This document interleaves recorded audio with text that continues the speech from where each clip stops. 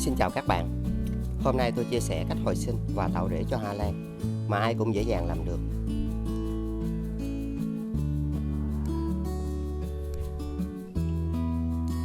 Khi các bạn có một cây hoa lan với những chiếc lá đã bị vàng hoặc đã bị khô, chúng ta hãy kiểm tra thật kỹ chất trồng.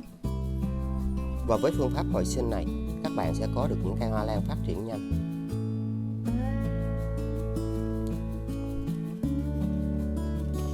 Các bạn cần kiểm tra kỹ chất trồng. Do chất trồng đất ẩm là một trong những nguyên nhân đã làm cho hoa lan của chúng ta dễ bị thối. Và chất trồng này chỉ phù hợp trong môi trường công nghiệp.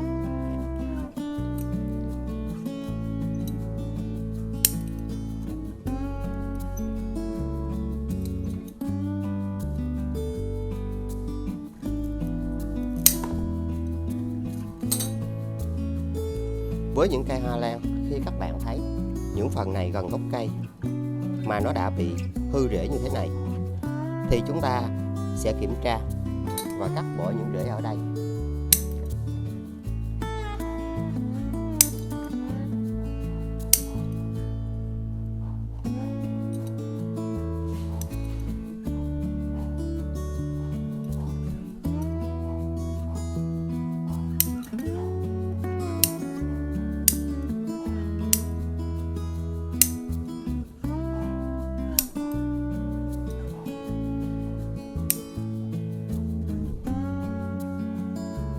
Và cành hoa này các bạn hãy cắt đây.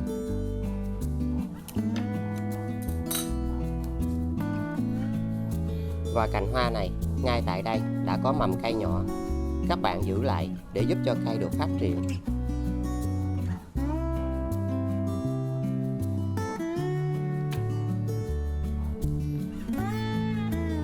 Và đối với phần này, ngay tại đây, chiếc lá đang rất vàng và nó đã bị hư, nên chúng ta cần phải gỡ chiếc lá này ra khỏi cây.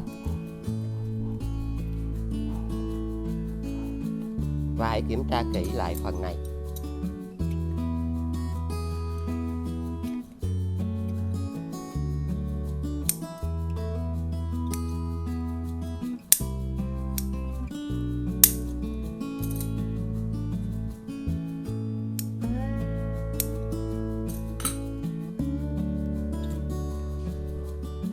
Sau đó cần phải rửa cho thật sạch.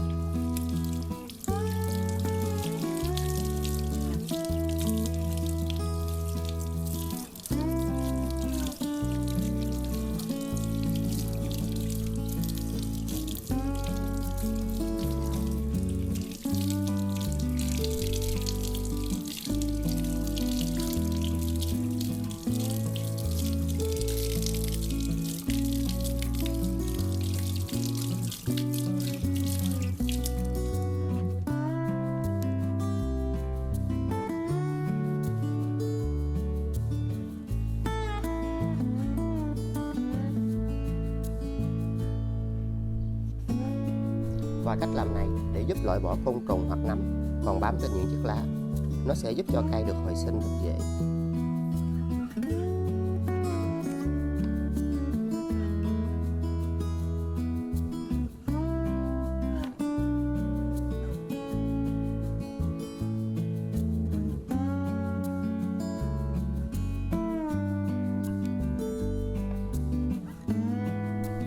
Các bạn sử dụng gạo có chứa rất nhiều vitamin B và dồi dào các khoáng chất, giúp cho hoa lan được phát triển rất tốt. Hãy dùng 2 thìa.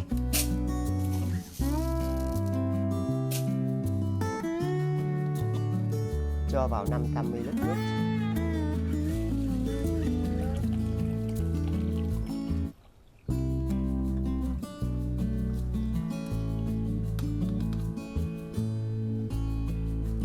Các bạn sử dụng 2 tép tỏi. Tỏi có tính kháng khuẩn và khử trùng.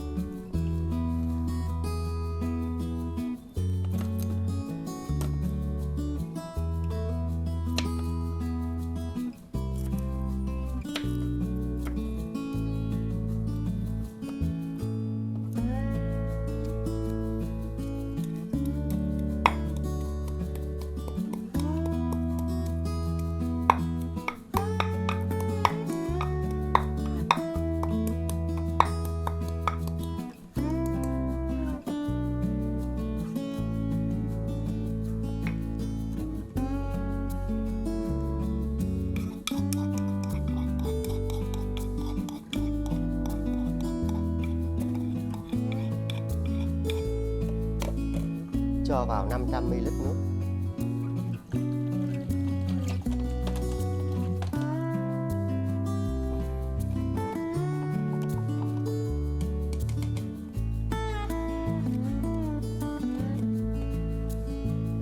Và các bạn sẽ để sau 1 giờ.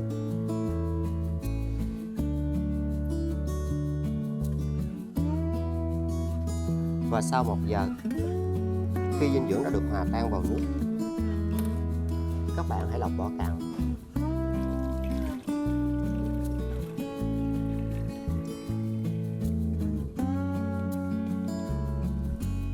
Cho thêm vào 500 ml nước.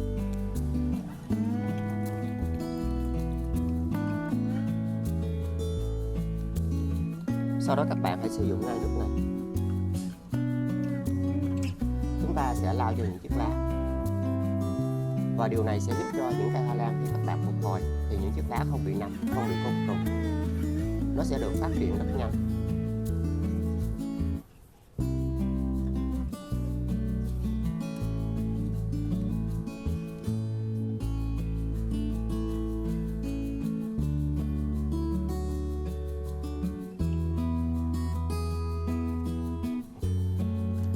Sau đó các bạn sử dụng 1/2 nước này.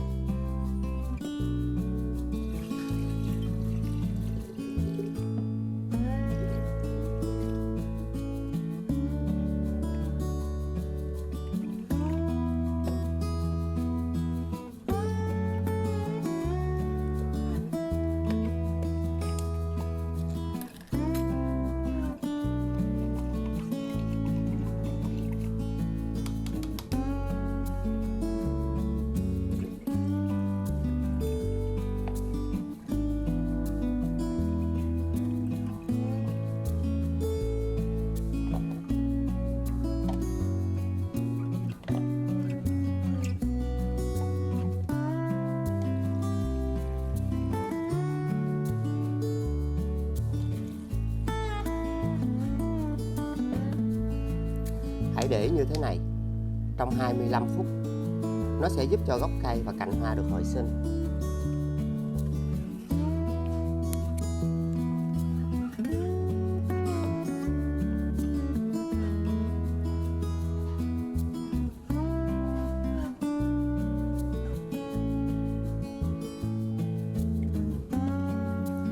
Các bạn để như thế này trong 25 phút.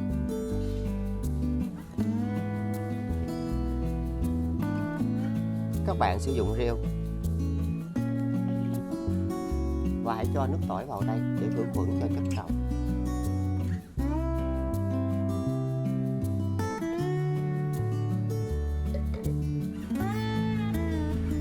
Và để trong 25 phút. Hãy dùng phần nước còn lại này để chăm sóc cho những cây hoa lan khác. Và nó giúp cho những cây bị nấm hoặc côn trùng hoặc những cây hoa lan bị yếu, nó sẽ được phát triển rất nhanh. Và chúng ta có thể áp dụng cách làm này 14 ngày một lần.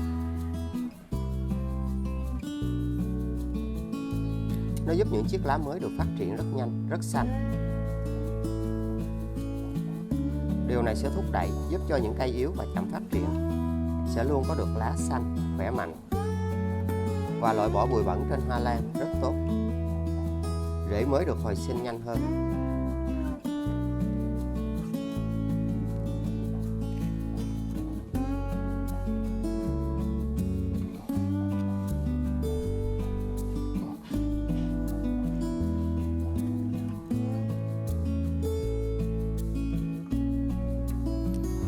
Sau đó các bạn lấy ra.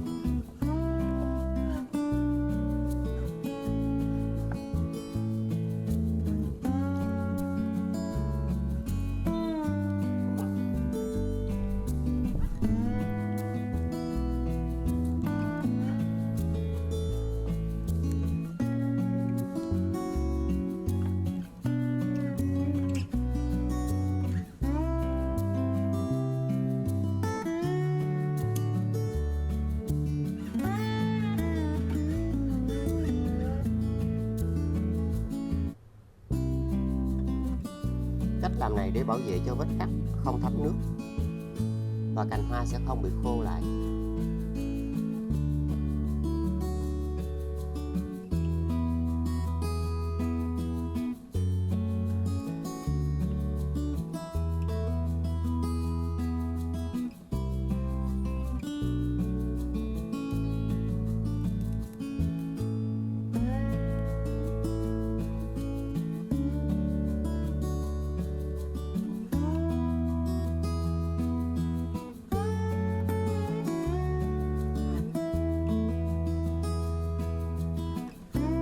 Các bạn nhớ bôi đều lên những phần vết cắt như thế này.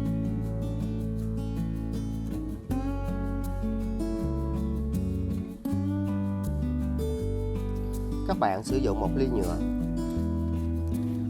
và những hạt đất sét.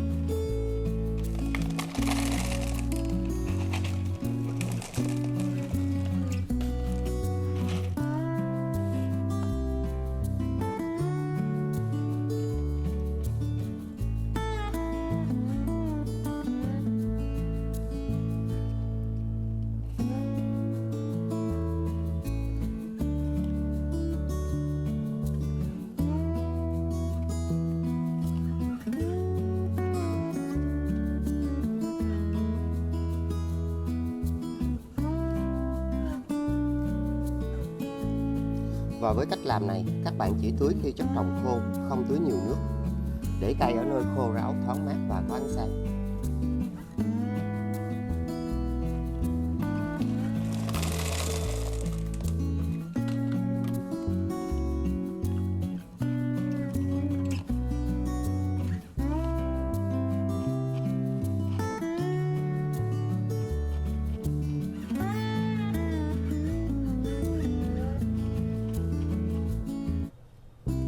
Sau đó các bạn sẽ đặt gốc hoa lan vào đây theo hướng lên trên như thế này.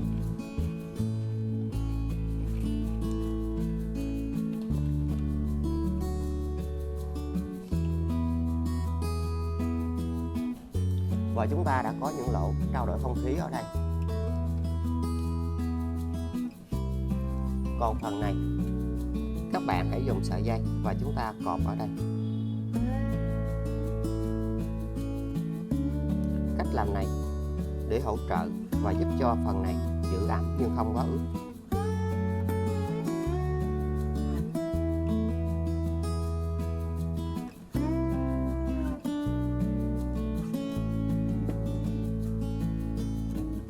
Sau đó hãy cho nước vào.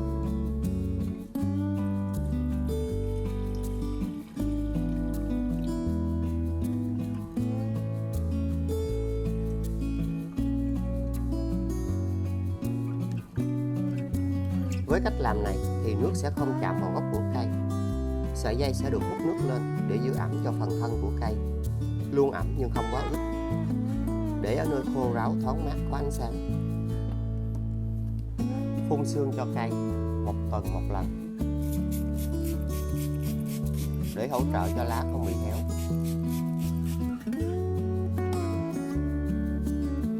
Và những chậu hoa lan này cũng vậy, chỉ tưới khi chất trồng khô.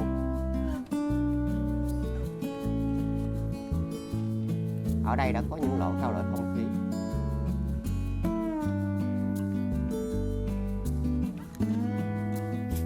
Đặt những cây hoa lan như thế này ở nơi có ánh sáng.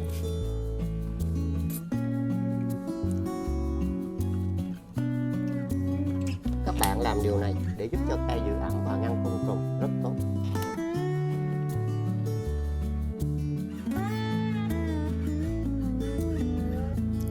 Và đây là kết quả sau 45 ngày tiếp theo. Khi các bạn sử dụng những cách làm như thế này, nó sẽ giúp cho những cây hoa lan được mọc lên và phát triển rất tốt trên cành hoa. Một trong những phương pháp để các bạn có thể giúp cho những cây hoa lan của chúng ta được phát triển nhanh. Và đây là một trong những cách làm rất đơn giản. Cây hoa lan nhỏ sẽ được mọc và phát triển rất nhanh. Và tùy vào mỗi giống hoa lan thì có cây rất nhanh nhưng cũng có cây rất chậm. Và các bạn sẽ tiếp tục để những cây hoa lan như thế này vào vị trí cũ để chờ cho những chiếc rễ dài và phát triển tốt hơn. Sau đó chúng ta sẽ trồng lại. Và hãy thường xuyên dùng nước để tưới phun sương giữ ẩm như thế này, để cây được lớn nhanh và dễ. Đến giai đoạn này, các bạn sẽ không cần phải đậy lại, mà hãy để cây ở nơi có ánh sáng vừa phải, giúp cây được phát triển nhanh khi ở môi trường bên ngoài. Còn đối với cây hoa lan này cũng vậy. Cây nhỏ đã được mọc lên và phát triển rất tốt và rất khỏe.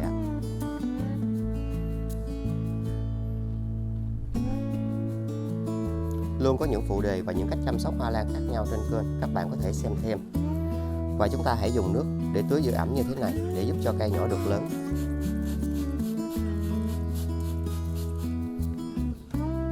Rễ cũng sẽ phát triển rất tốt khi chúng ta sử dụng những cách làm như thế này. Và điều này sẽ giúp cho những cây hoa lan của các bạn được phát triển nhanh và khỏe hơn.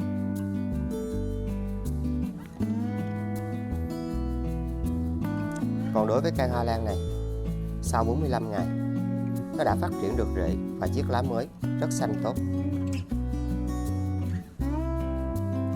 Với những cây hoa lan, khi chúng ta thực hiện những cách làm như thế này, thì rễ sẽ được phát triển rất tốt và rất khỏe.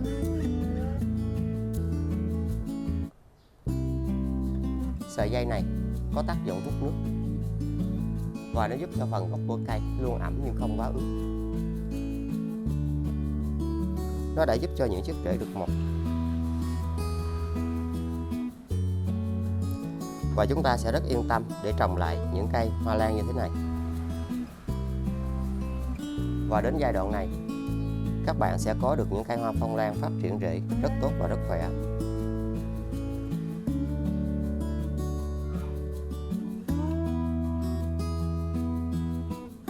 Hãy trồng lại cây hoa lan này để giúp cây phát triển được nhanh khi ở môi trường bên ngoài. Một phương pháp rất tuyệt vời.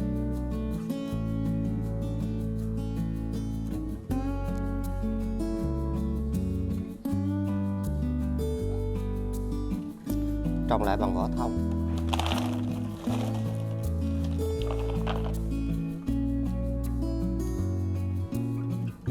Với những cây hoa lan này, khi các bạn sử dụng cách làm này, nó sẽ giúp cho cây hồi sinh và phát triển rễ được rất tốt.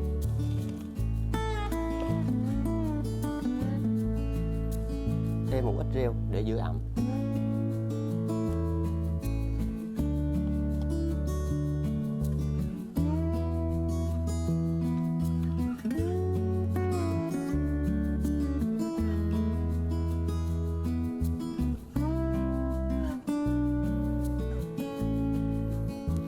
Đừng quên like, chia sẻ, đăng ký kênh và nhấn chuông để tiện theo dõi. Xin chào và hẹn gặp lại. Chúc các bạn luôn thành công.